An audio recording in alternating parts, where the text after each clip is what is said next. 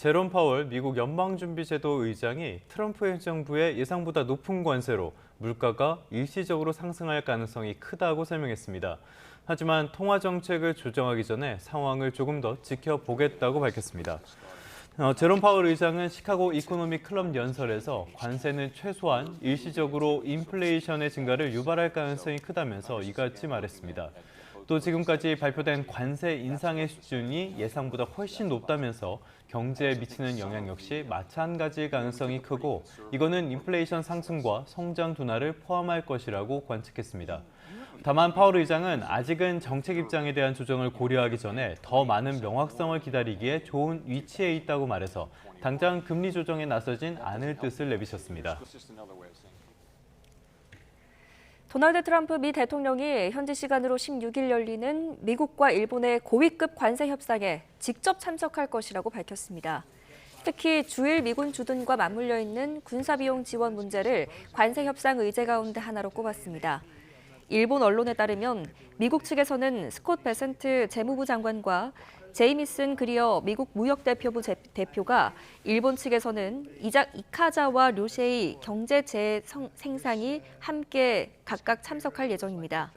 일본은 그동안 무역과 방위를 분리해 대응했지만 트럼프 대통령이 군사 지원 비용을 의제로 언급함에 따라 관세와 방위비 등을 함께 묶는 이른바 패키지 딜이 추진될 수 있다는 관측이 나옵니다. 세계무역기구 WTO가 세계 무역의 성장률 전망치를 대폭 낮췄습니다. 역시 관세가 문제인데요. 트럼프의 상호 관세가 도입될 경우에는 코로나 사태 이후 최악의 수준이 될 수 있다고 경고했습니다. 각국의 대미 협상 시기가 빨라지는 가운데 유럽에서는 멜로니 이탈리아 총리가 오늘 트럼프 대통령과 직접 만나서 설득에 나섭니다. 런던 조수연 특파원입니다. 세계무역기구 WTO가 올해 세계 상품 무역 성장률에 대해 비관적인 전망을 내놓았습니다. 이번 주까지 시행된 트럼프 행정부의 관세를 반영해 0.2% 감소할 것으로 내다봤는데 지난해 10월 3.0% 증가 전망에서 크게 후퇴했습니다. WTO는 트럼프 대통령이 90일간 유예한 상호 관세를 전면 재도입할 경우 세계 상품 무역 성장률이 총 1.5%까지 하락할 수 있다고 내다봤습니다. 이렇게 되면 세계 무역이 코로나 사태 이후 가장 큰 폭으로 감소하는 것이라는 경고입니다. This downward revision reflects the combined impact of newly introduced tariffs and heightened uncertainty affecting trade relations with the United States. 아제이 방가 세계은행 총재도 관세 전쟁의 우려를 드러냈습니다. 관세로 인한 불확실성이 수개월 전보다 글로벌 경제 성장을 둔화시키는 것으로 귀결될 것이라며 신속한 무역 협상을 촉구했습니다. 유럽에서는 EU 무역수장이 미국을 방문한 데 이어 멜로니 이탈리아 총리가 오늘 워싱턴에서 트럼프 대통령과 직접 만납니다. EU 지도부와 입장을 조율하며 긴밀히 협의해온 멜로니 총리는 미국 EU 간 주요 산업 관세를 상호 철폐해 자유무역지대를 조성하자고 제안할 계획입니다. 실현 가능성은 높지 않다는 전망이 우세하지만 트럼프 대통령과 가장 친분이 두터운 유럽 지도자로서 진전을 이룰 기회라는 관측입니다. 이런 가운데 마코 루비오 미 국무장관은 우크라이나 문제를 논의하기 위해 프랑스로 향했는데 유럽 언론들은 관세도 비중 있게 다뤄질 것으로 예상했습니다. 세계 경제 무역 전망이 악화하고 관세 전쟁만은 막으려는 각국의 노력이 치열해지면서 트럼프 대통령을 움직일 수 있을지 관심이 집중되고 있습니다. 런던에서 YTN 조수연입니다. 지금까지 보신 것처럼 안 그래도 어려운 국내 경제 상황에 트럼프의 관세 정책이 덮친 꼴이 됐습니다. 이런 상황 속에서 오늘 한국은행금융통화위원회가 기준금리를 결정합니다. 경기 부양은 시급하지만 최근 극심해진 환율 변동성 등을 고려해 일단은 기준금리를 동결할 것이라는 전망이 유력합니다. 이형원 기자입니다. 이번에는 기준금리가 연 2.75%에 묶일 거라는 전망이 유력합니다. 채권 전문가 88%도 금리 동결을 예상했습니다. 내수 부진 속에 미국발 관세 전쟁으로 수출마저 흔들려 경기 부양 필요성이 크다는데 이견은 없습니다. 정부가 서둘러 필수 추경 사업안을 발표한 것도 이 때문입니다. 이렇게 경기만 고려하면 금리를 내려야 하지만 트럼프 행정부의 오락가락 관세 정책으로 널뛰게 하는 환율 탓에 섣불리 움직일 수 없을 거라는 분석이 지배적입니다. 1,500원에 육박했던 환율이 최근 1,420원대로 내려오긴 했지만 미국과 금리 차가 더 벌어지면 다시 불안해질 가능성도 배제할 수 없기 때문입니다. 추경을 하면서 금리까지 같이 내려줘야 돼요. 그래야 이제 시너지 효과가 나오는데 관세 인상 때문에 미국 물가가 상당히 좀 올라갈 가능성이 있다. 이제 그런 것 때문에 FOMC가 당분간 동결할 가능성이 높다고 생각하면 여기서 인하를 하면 환율이 다시 불안해질 수 있다. 100% 동결할 거야. 토지거래 허가구역 확대로 간신히 눌러둔 집값이 금리 인하로 다시 튈 수 있다는 것도 부담 요소입니다. 이에 이번 달에는 숨고르기를 하며 환율과 가계비 추이, 미국 통화정책 방향 등을 주시할 것으로 보입니다. 관세 정책의 흐름이라든지 이런 협상 방향 이런 것들을 보면서 뭐 좀 여력이 된다라고 하면 5월 달에는 금리를 낼 수 있는 환경이 조성되지 않을까. 다음 달에는 금리 인하 가능성이 클 거라는 전망이 나오는 가운데 한국은행이 통화정책 방향에서 어떤 진단을 내놓을지 주목됩니다. YTN 이영훈입니다. 최근에 한덕수 권한대행이 헌법재판관 후보자를 지명하면서 논란이 상당히 컸는데요. 헌법재판소가 일단 제동을 걸었습니다. 헌법재판소는 9명 전원 일치의 의견으로 이번 가처분을 인용하면서 회복하기 어려운 손해를 예방할 필요가 있다고 밝혔습니다. 보도에 차정윤 기자입니다. 한덕수 권한대행이 재판관 후보자 2명을 지명한 행위의 효력이 정지되는 건 재판관 임명권 행사 위헌 확인 헌법소원 선고 때까지입니다. 재판부는 가처분과 헌법소원 본안 결정의 결론에 따라 발생할 불이익을 비교했는데 추후 헌법소원이 기각된다 하더라도 먼저 지명 행위의 효력을 정지할 필요가 있다고 판단했습니다. 만약 가처분이 기각돼 이완규 함상훈 재판관 후보를 임명할 경우 발생할 혼란이 더 크다는 겁니다. 특히 가처분이 기각돼 재판관 2명이 임명됐는데 이후 본안 심리에서 한대행에게 재판관 임명권이 없는 것으로 결론난다면 이미 임명된 재판관 2명에 관여한 결정의 효력에 의문이 제기되는 등 심판 기능에 극심한 혼란이 발생할 수 있다고 설명했습니다. 재심이 늘어날 수 있고 재심이 허용되지 않을 경우엔 부적격 재판관에 의한 결정이 효력을 갖는 셈이 돼 헌법재판에 대한 신뢰가 크게 훼손될 거란 우려도 나왔습니다. 당분간 7인 체제 운영이 불가피한 가운데 헌재가 서둘러 본안 헌법소원 사건 결정을 선고하거나 새 대통령이 취임해 후보자를 다시 지명할 때까지 헌재의 9인 완전체 구성은 어려울 것으로 보입니다. YTN 차정훈입니다. 방금 보신 것처럼 한덕수 권한대행이 헌법재판관 후보자를 지명한 효력이 정지되면서 헌법재판소는 당분간 7인 체제로 운영될 전망입니다. 문영배 헌재소장 권한대행과 이미선 재판관은 내일 퇴임식을 끝으로 6년의 임기를 마무리합니다. 경찰이 윤석열 전 대통령의 체포 방해 혐의를 확인하기 위해서 대통령실과 한남동 공관에 대한 압수수색에 나섰죠. 하지만 10시간의 대치 끝에 또다시 무산됐습니다. 내란 사태의 핵심 증거인 비화폰 서버 확보에 나섰는데요. 이번에도 대통령실과 경호처의 벽에 막혔습니다. 부장원 기자입니다. 경찰특별수사단이 용산 대통령실과 한남동 공관촌에 대한 압수수색에 나섰습니다. 경호처 전 공관과 경호처 사무실 등이 포함됐습니다. 윤석열 전 대통령과 김성훈 경호차장이 경찰과 공수처의 체포영장 집행을 불법적으로 막아선 혐의를 확인하기 위해서입니다. 관건은 내란 사태 핵심 증거로 꼽혀온 비화폰 서버 확보 여부였지만 이번에도 영장 집행은 무산됐습니다. 대통령실과 경호처가 앞선 압수수색 시도 때와 마찬가지로 군사와 공무상 비밀을 이유로 막아선 겁니다. 경호처의 경우 비화폰 서버 기록을 포함한 일부 자료를 이미 제출하기로 했는데 구체적인 방식과 시기는 정해지지 않았습니다. 분량이 상당하기 때문에 이미 제출 방식과 시기와 절차에 대해서 지속적으로 협의하기로 했습니다. 윤 전 대통령이 파면되고 김성우 차장이 사의를 표명한 틈을 노려 윤 전 대통령을 정조준하려던 경찰 계획은 일단 차질이 불가피해졌습니다. 특사는 이와 동시에 이상민 전 행정안전부 장관의 내란 혐의와 관련해 대통령 집무실 CCTV에 대해서도 압수수색에 나섰지만 역시 대통령실이 협조하지 않으면서 별다른 소득이 없었습니다. 경찰은 또 이 전 장관이 쓰던 비화폰 서버나 대통령 안전가옥 CCTV에 대해서도 압수수색 영장을 신청했지만 검찰이 3차례에 걸쳐 기각한 것으로 확인됐습니다. 검찰은 이 전 장관이 비상계엄 선포 전 윤 전 대통령이나 김용현 전 국방장관과 비화폰으로 연락했거나 안가에 출입했다고 볼 만한 정황이 없다며 영장을 되돌려보냈습니다. 이를 두고 특수단 내부에선 혐의 사실을 확인하려 신청한 영장을 정황만 가지고 반려하는 게 맞느냐는 반발이 나오고 있습니다. YTN 부장원입니다.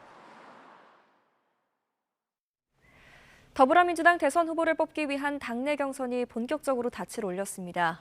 이재명, 김경수, 김동연 이렇게 세 경선 후보들은 공정한 경쟁을 다짐하면서도 분열은 곧 패배라며 단합 메시지를 내놨습니다. 황보혜경 기자입니다. 민주당 이재명, 김경수, 김동연 대선 경선 후보가 공정한 선거를 다짐하며 한자리에 섰습니다. 지난 14일 당 경선 룰이 확정된 뒤 새 후보가 공식 석상에서 어깨를 나란히 한 건 이번이 처음입니다. 이재명 예비 후보는 누가 최종 대선 후보가 될지는 나중 문제라며 중요한 건 민주당의 승리라고 강조했습니다. 대선에서 우리 더불어민주당이 승리하는 것은 우리 당의 우리 후보들의 기쁨이 아니라 역사적인 책임입니다. 김경수 전 경남지사, 김동연 경기지사 역시 압도적인 정권 교체를 위해 단합이 필요하다는 데 뜻을 같이 했습니다. 역사적으로 민주당은 하나가 되었을 때 승리했고 분열했을 때 패배했습니다. 또 통 큰 단합을 통해서 정권 교체 그 이상의 교체를 만드는데 최선을 다하겠습니다. 민주당은 이르면 오는 27일 최종 후보가 결정됩니다. 이런 가운데 이재명 캠프는 정책 자문기구인 성장과 통합 출범식을 열고 대선 공약 발굴에 본격 나섰습니다. 또 후원금 모금 시작 하루 만에 법정 한도인 29억여 원을 모두 채우기도 했는데 국방과 K 콘텐츠 등 안보 문화 행보도 예고했습니다. 김경수 전 지사는 AI 분야에 100조 원을 투입하겠다며 이 예비 후보 공약과 결을 같이 했는데 증세 논의로 차별화도 시도했습니다. 캠프 좌장은 친문 핵심 최재성 전 청와대 정무수석에게 맡기는 등 친문 적자 이미지 구축에도 주력했습니다. 김동연 경기지사는 기본소득 공약을 후순위로 미룬 이재명 예비 후보를 겨냥해 일관성 없는 정책이 가장 좋지 않다고 날을 세웠습니다. 당심 공약을 위해 첫 순회 경선지인 충청권을 방문해 초반 상승세를 노리고 있습니다. 민주당 경선 레이스가 본격 막을 올렸지만 이재명 독주 논란을 잠재울 수 있을지 주말 첫 순회 경선 결과에 관심이 집중되고 있습니다. YTN 황보혜경입니다. 네, 국민의힘 상황 살펴보겠습니다.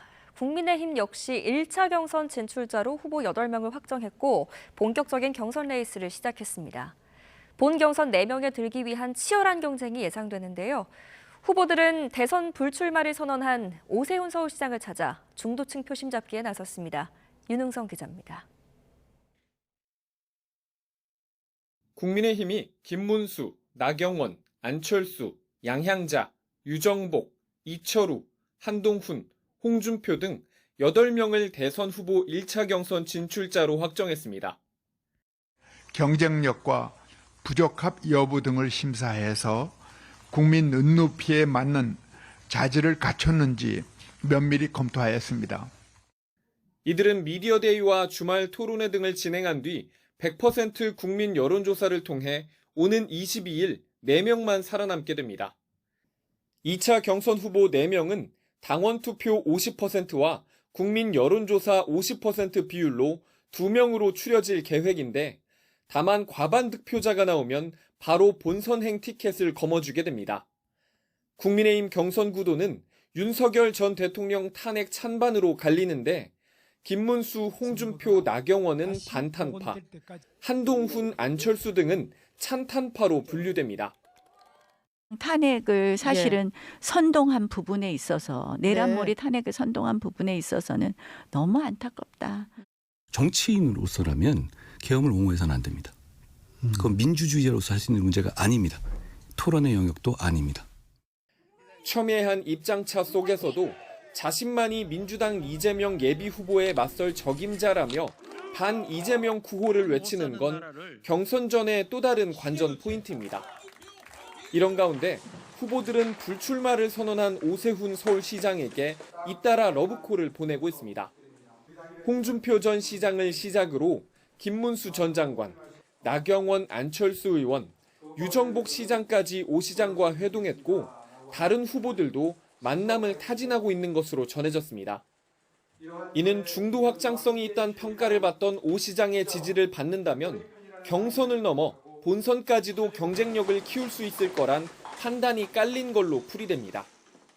오세훈 시장님 가장 첫 말씀은 저와 정치적 스탠스가 가장 비슷하다 그 말씀을 하셨습니다. 오 시장님께서는 그 비정상의 정상화라는 것을 기치로 내걸고 있는데 저도 그것은 똑같은 생각을 갖고 국민의힘 경선 후보들의 1차 목표는 8명 가운데 절반이 고배를 마시는 1차 경선을 일단 통과하는 겁니다. 역선택 방지 조항이 적용된 100% 국민 여론조사 규칙 아래 이른바 빅4에 들기 위한 치열한 눈치 싸움이 시작됐습니다. YTN 윤홍성입니다.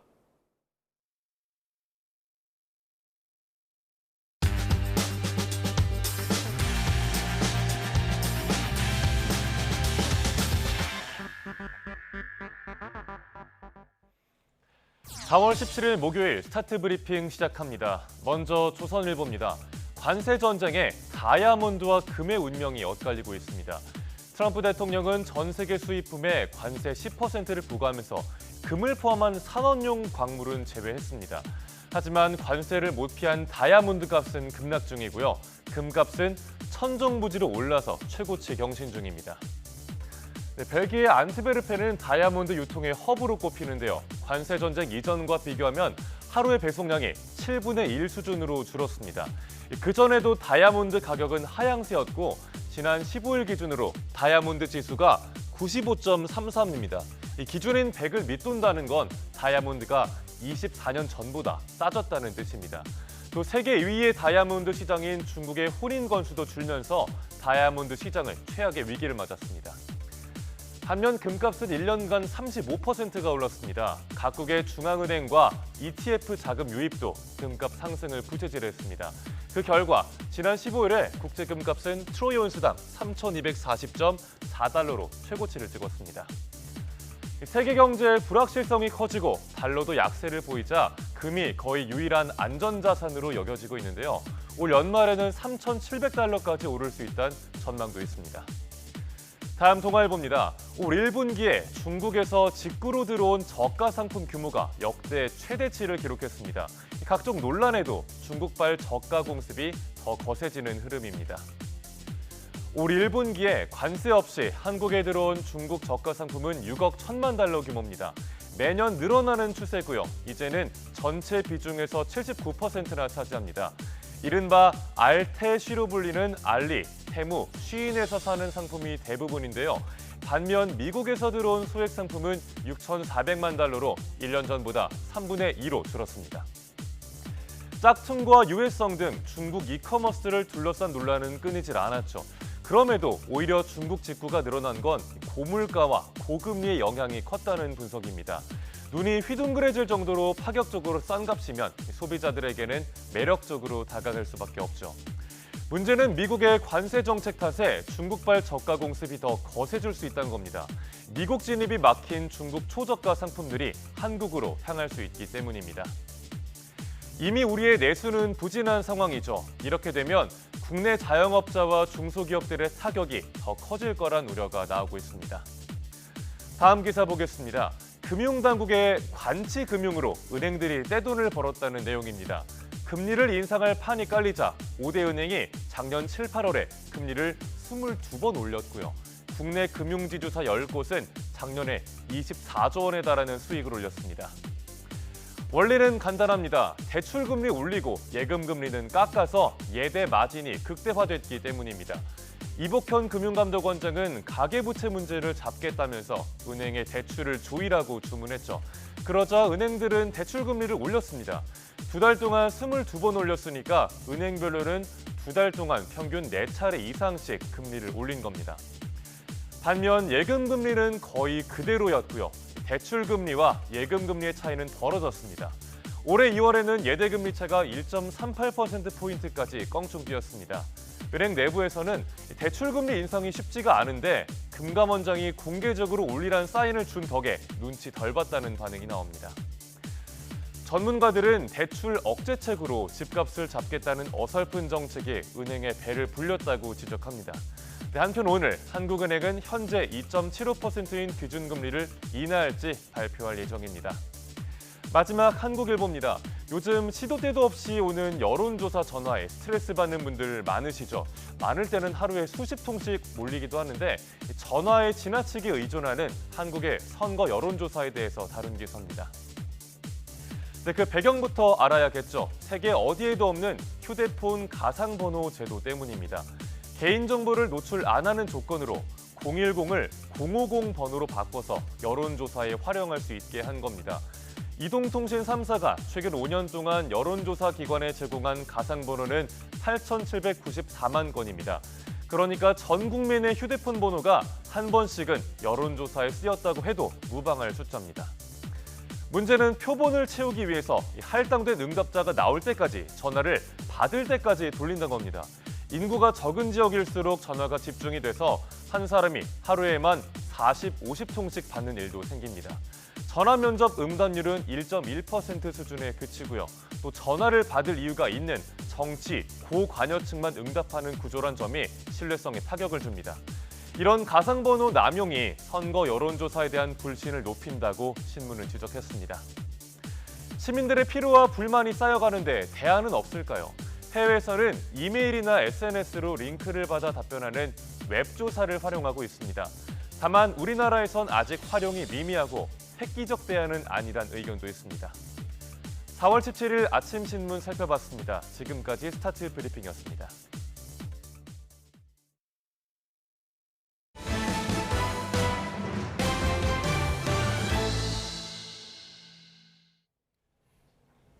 정부가 오늘 내년도 의대 정원을 발표합니다. 증원 전으로 돌아간 3,058명이 될 것으로 보입니다. 하지만 정원 동결의 조건이었던 의대생들의 수업 복귀는 아직 이루어지지 않은 상황이라 특혜 논란이 예상됩니다. 염혜원 기자입니다. 정부가 내년도 의대 증원은 하지 않는 것으로 사실상 방침을 확정했습니다. 교육부는 2026학년도 의대 모집 인원을 지난 2024년과 같은 3,058명으로 결정해 발표할 것으로 보입니다. 한덕수 대통령 권한대행과 교육부, 복지부 등 관계부처가 모인 비공개 회의에서 이 같은 방침을 확정한 거로 전해졌습니다. 의대가 있는 전국 40개 대학 총장들도 회의를 열고 정부의 정원 동결과 빠른 확정을 건의했습니다. 학생들이 다 등록을 하고 이제 복귀를 하고 있습니다만 그런 상황들을 좀 종합적으로 판단을 해서 또 중요한 것은 이제 의료 현장 또 대학 현장의 목소리입니다. 그런 목소리들을 좀 더 경청을 해서 최종적으로 결정하도록 하겠습니다. 다만 교육부가 증원하지 않는 조건으로 내걸었던 학생들의 수업 복귀는 이뤄지지 않고 있습니다. 의대생들이 등록금을 낸 뒤 수업 거부 투쟁을 계속하는 거로 방침을 정하면서 대학마다 유급 처분도 이어지고 있습니다. 때문에 학생들이 돌아오지도 않았는데 교육부가 증원 방침을 철회하는 건 문제라는 지적도 나옵니다. 학사 유연화 등 구제 조치가 없다던 공원에도 정부가 한 발 더 물러설 경우 다른 대학생들과의 형평성 논란도 불거질 수 있습니다. 더욱이 의료계는 여전히 내년 1년만이 아닌 증원 전면 백지화를 요구하고 있어서 정부의 이번 조치로 의정 갈등 해결의 물꼬가 트일지는 미지수입니다. YTN 염혜원입니다. 신안산선 붕괴 사고로 실종됐던 50대 근로자가 사고 발생 엿새째인 어제 저녁 숨진 채 발견됐습니다. 실종자 수습에 무려 125시간이 걸렸는데 경찰의 사고 원인에 대한 수사도 속도를 낼 것으로 보입니다. 정인용 기자입니다.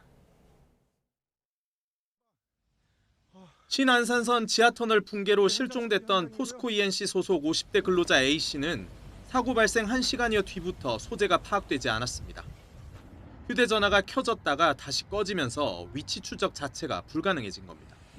소방당국은 이른바 골든타임, 72시간 안에 실종자를 찾기 위해 바쁘게 움직였지만 수색 작업은 난항의 연속이었습니다. 강한 비바람이 몰아치면서 집안이 내려앉으며 추가 붕괴 위험이 커졌기 때문입니다. 수색이 중단됐다가 재개된 것만 수차례. 흔들림이 감지되는 등 붕괴 우려가 여전한 가운데 구조 작업이 재개됐고 결국 A씨는 사고 발생 125시간 만에 마지막으로 목격됐던 컨테이너 부근에서 숨진 채 발견됐습니다. 실종자 가족들에게 조금 더 빨리 구조 소식을 전해드리지 못해 너무나도 죄송스러운 마음을 전하며 실종자가 모두 수습된 만큼 관계 당국은 붕괴 지점에 대한 안전관리와 함께 원인 분석과 책임 규명에 속도를 낼 걸로 보입니다. 경찰은 사고 당시 지하터널의 하부 기둥을 보강하기 위해 자재를 내리던 중 사고가 났다는 진술을 확보하고 안전조치가 적절히 이뤄졌는지 집중적으로 들여다볼 계획입니다. 이 사고에 대한 원인과 그분에 대한 책임을 정확하게 할 수 있도록 저희 광명시도 최대한 노력해 나가도록 하겠습니다. 시공사인 포스코 ENC는 실종자 발견 직후 대표이사 명의로 사과문을 내고 철저한 재발 방지책을 마련하고 안전관리 체계를 강화하겠다고 밝혔습니다. YTN 정인용입니다. 서울 서부지방법원이 오늘 음주운전과 불법 숙박업 혐의로 기소된 문재인 전 대통령의 딸 다혜 씨에 대한 1심 선고를 내립니다. 앞서 문 씨는 지난해 10월 술을 마신 뒤 서울 이태원에 있는 도로에서 운전을 하다가 사고를 낸 혐의를 받습니다. 또 서울 영등포구와 제주 등에서 불법 숙박업소를 운영한 혐의를 받고 있습니다. 앞서 지난달 20일 열린 공판에서 검찰은 사고 당시 문 씨의 혈중 알코올 농도 수치가 높았고 불법 숙박업으로 1억 3천만 원이 넘는 높은 수익을 냈다며 징역 1년을 구형했습니다.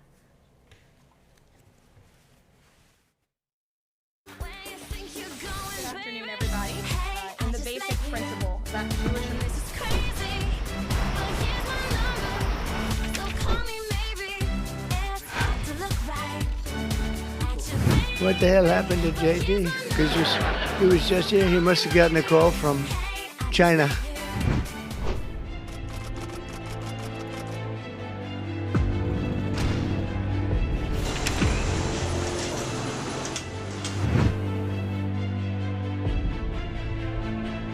Where China makes it. President Zelensky supposedly. 트럼프의 관세 정책이 그야말로 수렁에 빠져들고 있습니다. 미국에서도 조급해하는 분위기가 읽히는데요. 이제는 출구 전략이 필요한 시점이 아닐까요? 스타트 경제, 오늘은 이정환 한양대학교 경제금융대학 교수와 함께하겠습니다. 어서 오십시오. 어서 오십시오. 간바, 이게 좀 재미있다고 해야 될까요? 좀 웃겼다고 해야 될까요? 백악관이 웹사이트에 대중 관세를 표기를 했는데 최대 245%다. 기싸움의 연장선으로 봐야 될까요? 뭐 이게 트럼프 행정부의 일이 약간 그렇듯이 이게 예. 왜 245%라고 썼는지는 좀 불분명하고요. 다시 말해서 백악관에 이제 공식 성명 없었다라고 보시면 될 것 같습니다. 예. 뭐 사람들 추측하기로는 뭐 바이든의 100% 혹은 트럼프 행정부의 145%를 예. 더한 게 아니냐가 하나가 있고 좀 더 유력한 가설로는 주사기가 거의 네네네. 최대. 왜냐하면 펜타닐 같은 것들에 대해서 이제 어떻게 보면 좀 용도로 쓰일 수가 있기 때문에 주사기 관세가 거의 최대인데 한 245%이기 때문에 그렇게 썼냐라고 이야기할 수가 있는데 예. 이게 왜 그런지에 대해서 사람들이 잘 모르고 수치적으로 좀 부풀리면서 뭔가 언제나 그랬듯이요. 예, 약간 예. 정치적으로 이용하는 것이 아니냐. 우리가 생각하는 관세는 145%인데 근데 이거를 245%를 쓴 게 이제 무슨 의미인지에 대해서 뭐 이렇게 약간 해명도 없고 뭐 사람들이 궁금하게 만들고 정치적 메시지가 무엇인지 좀 네. 애매모호하다라고 아마 이해하시면 될 것 같습니다. 네, 이 중국은 이에 대해서 뭐 웃기는 일이다, 숫자 노름에 불과하다 이렇게 일축하기도 했는데 뭐 믿는 구석이 있는 걸까요? 사실 이제 중국은 트럼프 행정부가 될 것이라는 예측 하에서 굉장히 많은 시나리오 분석을 했다라고 다들 이해를 하고 있습니다. 워낙 이제 후반부에 가면 갈수록 사실은 뭐 경쟁 체제도 있었지만 전반적으로 트럼프 지금 대통령이 우세를 보였기 때문에 중국에서 굉장히 시나리오를 많이 짰다라고 이야기를 하고 있고요. 그런 이야기는 관세 정책이 어떻게 나왔을 때 대응하는 방법에 대해서 이미 경로를 약간 만든 게 아니냐라는 의견들이 나오고 있다. 결국은 보복이 오면은 보복 관세를 바로 할 것이다. 그러니까 지금 사실 이제 지금 관세 전쟁의 패턴, 관세 간의 어떤 패턴들을 보면은 예. 트럼프 행정부가 오늘 올리면 다음 날 중국이 바로 올려버리거든요. 예, 예. 그러니까 즉각적으로 대응하는 것들이 이미 프로토콜화돼 있다. 그러니까 이제 지도부의 큰 결정을 안 거치고라도 바로바로 하게끔 이미 가이드라인에 따라 움직이는 예. 이런 결과들이라고 보시면 될 것 같고, 중국은 뭐 크게 두 가지 무기가 더 있긴 합니다. 아무래도 히토류 같은 공급망 문제, 예. 이제 반도체를 만드는데 히토류가 없으면 또 다른 그렇죠. 흔히 말하는 2차 전지라든지 태양광, 풍력 발전소 이런 거 만드는 데는 결국 히토류라는 희소 광물들이 굉장히 많이 필요하거든요. 근데 이제 아무래도 중국이 공급망의 한 뭐 7, 80%, 많은 부분 한 90%까지 차지하고 있기 때문에 이 희소 광물의 종류에 따라서 굉장히 중국의 공급망의 역할이 크다. 그리고 이제 중국이 또 미국 국채를 많이 가지고 있기 때문에 미국 국채 투매가 좀 우려가 되는 상황인데, 이 국채 같은 것들은 또 관리를 하고 있는 양상들이라 중국이 필 수 있는 전략들은 굉장히 다양하다. 그럼에도 불구하고 이제 관세가 올라가는 것은 중국의 경제 성장률을 낮추는 크나큰 요인이기 때문에 또 불안 요인이기도 하다라고 보시면 될 것 같습니다. 뭐 양쪽 모두에 안 좋은 거죠. 관세율은 어느 정도 수준을 넘어가면은 245%든 10만%든 뭐 교육이 안 되는 건 마찬가지이기 때문에 큰 의미는 없는 것 같습니다. 그런데 이 조금 전에 히토류 말씀을 해주셨지만은 양쪽이 조금씩 선을 넘는 듯한 그런 느낌도 드는 게 있어요. 이번에는 미국에서 엔비디아라든지 다른 반도체 업체들의 저성능 인공지능 칩 이것도 제한하기로 했다고 했잖아요. 이거는 어떤 배경이라고 봐야 될까요? 사실 이게 반도체 분야에 한해서는 이제 바이든 행정부 때부터 예. 수출 통제가 굉장히 강화가 됐고요. 그렇죠. 예. 왜냐하면 그때는 바이든 행정부 때는 핵심 산업, 그러니까 첨단 산업에 대해서는 중국과 기술 경쟁을 해야 되고, AI, 반도체, 양자 컴퓨팅, 바이오 분야에 대해서는 수출 같은 것들 통제하겠다라는 이야기를 굉장히 했습니다. 그렇기 때문에 사실 엔비디아도 이 칩 설계를 H20이란 거, 원래는 네. H100을 만드는데 H100에 대해서 성능이 한 6분의 1 정도 된다라고 알고 있고요. 이런 것만 이제 중국에 팔게 되어 있는데 이런 규제를 좀 더 강화했다라고 보시면 되지 않을까라고 생각을 하고 있습니다. 그래서 사실 이제 중국의 AI 위협이 실제적인 것으로 좀 드러나고 있거든요. 그러니까 딥시크 쇼크가 있었죠. 딥시크 쇼크가 있고, 사실 뭐 2년 격차가 난다. 미국과 중국이 한 2년 격차가 난다라고 생각했는데 생각보다 기술력을 보니 한 1년 격차밖에 안 나는 것이 아니냐. AI 분야는 아무래도 데이터 같은 것들이 중요한데 중국은 데이터 수집이 굉장히 쉽죠. 아무래도 정부의 공권력이 쉽다 보니까 좋은 데이터를 많이 얻을 수 있는 환경이 조성이 되고, 뭐 알고리즘 차원에서 이제 칩의 어떤 성능 문제를 극복하기 시작하면서 이게 데이터로서 약간 극복하는 이런 양상들이 좀 보이고 있기 때문에 좀 퍼포먼스가 나오기도, 생각보다 이제 우려가 심각한 상황들이고요. 이에 따라서 흔히 말해서 중국의 AI 산업의 발전에 핵심이 되는, 또 데이터 센터 만드는 것에 핵심이 되는 H20 어떤 칩을 더 이상 공급하지 않겠다. 라는 그런 이야기로 아마 이해하시면 되지 않을까라고 생각을 할 수 있겠습니다. 네, 트럼프의 오락가락 관세 정책이 세계 경제에 큰 여파를 주고 있는 것 같습니다. 파월 미 연준 의장 발언을 좀 짚어보면요, 관세가 예상보다 훨씬 높아서 세계 경제에 좀 힘들 수 있다 이런 전망을 내놨더라고요. 또 이 관세 충격으로 인해서 간밤 뉴욕 증시도 좀 급락했던데 어떻게 보세요? 이제 파월 의장의 발언이 이제 주가에 부정적인 영향을 미친 것은 맞고요.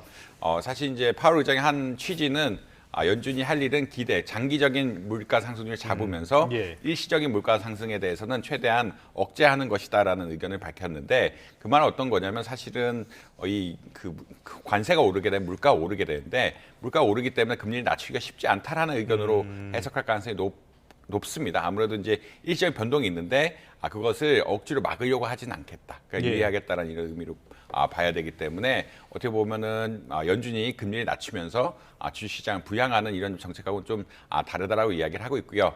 그리고 이 불확실성 자체, 이런 것 자체가 자연적인 것이기 때문에 우리가 이제 사실은 시장의 거래자들 상대에서 불확실성이 커지면서 이 불확실성이 폭발하는 경우도 있거든요. 결국은 거래량이 폭증하고 투매가 이루어지면 투자 심리가 악화되면서 주가가 떨어지는 이런 경향들이 있는데 지금은 경제적으로 설명이 가능한 불확실성, 그러니까 관세 정책 자체가 불확실하고 관세 수준이 너무 높기 때문에 이런 불확실성은 경제에서 감내를 해야 된다. 그러니까 금리를 낮춰서 이런 불확실성을 해소할 필요는 없는 것 같다는 의견을 피력하면서 사실 연준의 금리를 통해서 뭐 시장 개입하지 않겠다는 이야기를 한 것이랑 마찬가지거든요. 그렇기 때문에 시장에서는 오늘 반도체 뉴스가 안 좋았죠. 반도체 수출 중지가 되면은 한 5조 원 정도, 엔비디아 5조 원에 7조 원 가량 이제 손실이 날 거라고 생각을 하고 있고, 그다음에 연준 역시 개입하지 않겠다는 의견이 나오면서 나스닥을 중심으로 굉장히 주가가 많이 하락했다. 나스닥이 한 3% 정도 하락을 하면서 결국은 시장이 안 좋은 반응을 보일 수밖에 없는 이런 상황이었다.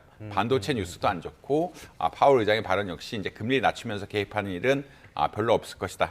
불확실성은 경제적으로 설명이 가능하다 이런 이야기의 멘트였기 때문에 시장에서는 부정적으로 반응했다라고 보시면 될 것 같습니다. 사실 파월 의장의 발언이 시장에 전해지고 나서 낙폭이 굉장히 커지는 모습들이 연출이 되기도 했었는데 애초에 시장이 좀 불안하다고 해서 중앙은행이 이런 상황 속에 나서는 거는 중앙은행의 역할이 아니니까요. 좀 과도한 기대가 있었던 것 같기도 합니다. 자, 그런데 연준 의장, 파월 의장의 말에 들어오면은 관세가 인플레를 자극해서 그러니까 물가는 오를 수 있다. 그런데 성장은 안 좋을 수 있다. 이거 스태그플레이션을 시사한 거 아닙니까? 결국은 물가가 올라가면서 경제 성장률이 떨어지는 것을 스태그플레이션이라고 이야기하고 있고요. 스태그플레이션은 사실 정도의 문제입니다. 그런 가능성은 늘 열려 있는데 방향성은 있지만 경기 침체가 진짜 나타날 것이냐 이런 것에 대해서는 조금 아마 지켜봐야 될 상황이긴 한데 그 파월 연준 의장이 이야기하는 것은 수준이 굉장히 높고 불확실성이 굉장히 크기 때문에 스태그플레이션 시나리오도 염두에 둘 수밖에 없는 상황이다. 다만 근데 현재 입장에서는 이 불확실성이 어떻게 해소가 될지 모르기 때문에 금리 정책을 쉽게 움직이면서 개입하기는 어렵다라고 이야기를 하고 있는 것 같습니다. 이게 거래 상대방끼리의 문제면은 사실 이런 어떤 투매 심리 같은 것들을 해결하기 위해서 금리를 낮추면서 개입하고 유동성을 공급하면서 시장을 안정시킬 수가 있는데 이것은 미국 정부에서 지금 관세 전쟁을 벌이고 있는 상황이라서 아무래도 연준이 개입해서 금리를 낮추면서 뭐 하기에는 정책적 효과도 그렇고 향후 금리 정책에 부정적인 영향을 줄 수가 있기 때문에 좀 개입하기는 어려운 상황이 아닌가 개인적으로 이렇게 생각을 하고 있습니다. 네, 경제 성장을 둔화를 좀 걱정하는 목소리는 이뿐만이 아닌 것 같습니다. 세계은행 총재도 같은 우려를 냈고요. 월가에서는 당장 미중 대화 나서라 이런 촉구 목소리도 나오기도 했거든요. 이쯤 되면 멈추지 않는 게 아니라 못 멈추는 거 아닙니까? 사실 이제 사람들이 의문을 갖는 것은 이 끝이 어딘가라는 이야기를 하고 있거든요. 뭐 가장 좋은 시나리오, 부정적인 효과가 작은 시나리오는 미국이 군사비 같은 것들을 뭐 해외에서 걷고 관세는 뭐 0%나 그게 낮은 수준으로 가면은 미국도 좋고 다른 나라도 큰 피해를 입지 않고 경제 자체는 큰 피해를 입지 않는 것이 아니냐라는 긍정적인 시나리오가 있는 반면에 미국이 진짜 어떻게 보면은 흔히 말해서 제조업 강국을 꿈꾸면서 제조업의 어떤 미국 투자 이런 것들을 강조하면서 굉장히 관세를 높게 갈 수 있는 것도 아니냐라는 그런 시나리오도 나오고 있습니다. 그 말은 어떤 이야기냐면 백악관 내의 강경파들이라고 하는 이런 분들이 아직 남아 있고 시장에서는 이 강경파들의 의견이 얼마나 받아들여지는지에 대해서 확신을 할 수가 없기 때문에 이쪽 강경파들의 의견이 더 쏠린다 그러면 정말 흔히 말해서 제조업 강국 미국을 꿈꾸는 이런 미국의 방향으로 갈 수도 있고 그만한 관세를 굉장히 높이면서 또 관세를 높게 유지하면서 실제로 유지할 수 있다는 의견도 있는데 사실 이제 경제적으로만 봐서는 아까 말씀드린 것처럼 적절한 수준의 군사비 같은 것들만 얻어내고 관세를 낮추는 것이 미국 경제는 또 단기적으로 좋을 수밖에 없거든요. 그러니까 미국의 입장에서도 명분이 있고 긍정적으로 해결할 수가 있지만 이런 시나리오가 갈지 좀 모르겠다. 또 미중 갈등 역시 트럼프가 어떤 정치적인 업적을 위해서 미중 갈등을 이용하는 것이냐 아니면 실제 진짜 관세 전쟁을 피면서 중국의 경제를 몰락시키려고 하는 이게 불확실성이 굉장히 크다. 다시 말해 시나리오가 여러 개가 있는데 어느 시나리오 갈지는 조금 모르는 상황이다라고 아마 이해하시면 될 것 같습니다. 알겠습니다. 최근 들어서는 많은 비판적인 목소리도 나오는 것 같아요. 월가의 황제라고 불리는 인물이죠. 제이미 다이먼 JP 모건 체이스 CEO. 원래 트럼프 지지하지 않았었던가요? 그런데 이쪽에서도 당장 대화를 시작해야 된다. 여러 가지 비판적인 목소리가 많아지고 있습니다. 자, 그런데 말씀하신 것처럼 미중 갈등이 결국엔 핵심인데 트럼프가 중국을 협상 테이블로 끌어내기 위해서 어떤 동맹국들을 중국을 고립하는 카드로 쓸 것이다. 이런 전망도 나오거든요. 이 부분에 대해서는 어떻게 전망하십니까? 지금 뭐 상호 관세 90일 이후가 사실 그런 전략이라고 보시면 될 것 같은데 중국에 대해서만 관세를 높게 유지하고 나머지 국가들에 대해서는 협상을 하자라는 상호 관세에 대해서 협상을 하자라는 이야기를 하면서 이 기간 동안 관세를 낮추려면은 대중 무역 같은 것들을 좀 줄여라, 대중 수출 같은 것도 줄여라. 그리고 이제 중국이 러브콜이 오더라도 받지 말아라는 이런 메시지를 분명히 줄 수가 있거든요. 그런 식으로 해서 이제 가지 않을까라는 의견들도 있습니다. 결국은 이 해결의 끝은 많은 분들이 예측하기로는 트럼프 대통령하고 시진핑 주석의 결국 정상회담이 아닐까라고 예측은 많이 하고 있는데 그 길로 가기 위해서 다른 나라들을 압박할 가능성이 굉장히 높다. 왜냐하면 특히나 지금 90일간 협상 기간을 명백하게 줬고 이 협상 기간 동안에 하는 것 자체가 이제 중국과 어떻게 보자라면 차별점을 주면서 협상을 하고 있는 거기 때문에 굉장히 미국이 강한 드라이브를 걸 수 있는 상황 조성되었다라고 아마 이해하시면 될 것 같습니다. 다음 주에 한미 간의 협상이 예정되어 있지 않습니까? 이 자리에서 혹시 중국을 고립시키는데 한국도 동참해라 이런 그 요구가 있을 수도 있는 겁니까? 뭐 당연히 요구는 있을 수 있을 것 같고요. 예. 근데 그것을 어떻게 대응하느냐는 좀 다른 이슈인 것 같다. 그리고 사실 우리 입장에서는 중국도 있고 미국도 있는 것이 좀 협상의 여지는 많거든요. 우리가 이제 중국 반도체를 수출한다든지 그렇죠. 혹은 뭐 2차 전지 같은 것들에 대해서 협조를 한다든지 이런 것들 통해서 우리는 사실은 근본적으로는 패키지에 대해서 긍정적으로 가야 되긴 하지만 협박을 하면서 흔히 말하는 이러한 제도 같은 것들을 통해서 중국에 어떻게든 손을 벌릴 수 있다. 관계를 개선할 수 있다라는 메시지를 주면서 가야 우리가 덜 내주는 거거든요. 근본적으로는 그런 상황이기 때문에 미국에 차려놓은 테이블에 들어가야 되긴 하고 그 플레이하는 룰에 들어가야 되긴 하지만 다른 카드들도 들고 있어야 뭐 분명히 긍정적이기 때문에 확답을 주는 것보다는 뭐 우리나라 정치 상황이라든지 이런 것들을 고려하면서 고려해 보겠다라고 응답을 주는 것이 바람직하지 않을까라고 개인적으로는 생각을 하고 있습니다. 뭐 미국도 중국도 우리에게는 굉장히 중요한 교육 상대이기 때문에 이 가운데서 줄타기를 굉장히 잘해야 되는 상황이 아닌가 싶습니다. 이렇게 불안정하고 불확실한 상황, 이런 상황 속에서 오늘 한은 금통이 회의가 열려서 기준금리를 결정을 해요. 동결이 유력하게 점쳐지는데 언제쯤이나 우리가 인하라는 선택을 할 수가 있을까요? 사실 빠르면은 이제 다음 달에 나올 거라고 생각을 하고 있고요. 지금 불안정한 게 환율이거든요. 일단 환율이 이제 뭐 조금 내려가긴 했지만 1,420원대까지 내려가긴 했지만 또 올랐다가 내려갔다 하는 것들이 너무 급작스럽게 움직임에 따라서 좀 이게 부정적인 영향을 미치고 있다. 환율이 조금 가시적으로 안정이 될 때까지, 그러니까 변동이 줄을 때까지는 조금은 뭐 관망할 수밖에 없는 이런 상황이라고 보시면 될 것 같고, 아무래도 우리가 금리가 낮추게 되면 환율도 올라갈 수 있는 개연성이 분명히 있기 때문에 그런 점 좀 유의할 수밖에 없다. 그 두 번째는 불확실성이 너무 크다라는 또 이야기를 드릴 수밖에 없습니다. 아무래도 이제 트럼프 행정부의 관세 정책이 어떻게 될지 잘 모르고 이런 것들이 중국과의 관계, 또 한국과의 관계, 그리고 한국 경제에 미친 영향 같은 것들이 너무나 불확실성이 크게 작용하기 때문에, 또 이게 90일간 했다가 또 뭐 급작스럽게 뭐 30일간으로 바꾼다, 이게 뭐 좀 예측할 수 없는 부분들이 너무 많기 때문에 갑자기 9일이 될지도 모르겠습니다. 그러니까 적극적으로 뭘 행동하기는 좀 어려운 상황이고, 이게 실제로 90일간 뭐 협상을 잘하고 중국과의 관계도 약간 뭐 어느 정도 안정이 된다라는 것까지 볼 때까지는 조금 기다리지 않을까. 그런다는 이야기는 어느 정도 금리가 좀 환율이 좀 안정적이고 미국의 정책 같은 것들이 조금 확실해진다라고 하는 5월쯤에는 금리 내릴 수도 있지 않을까라는 기대는 굉장히 많다라고 보시면 될 것 같습니다. 경기만 보면은 당장 낮춰야 될 텐데 이러지도 못하고 저러지도 못하고, 거기다가 대외적인 불확실성은 갈수록 커지는 내후 외환의 시기가 아닌가 싶습니다. 지금까지 한양대학교 이정환 경제금융대학 교수와 함께했습니다. 오늘 말씀 고맙습니다. 잘 들었습니다.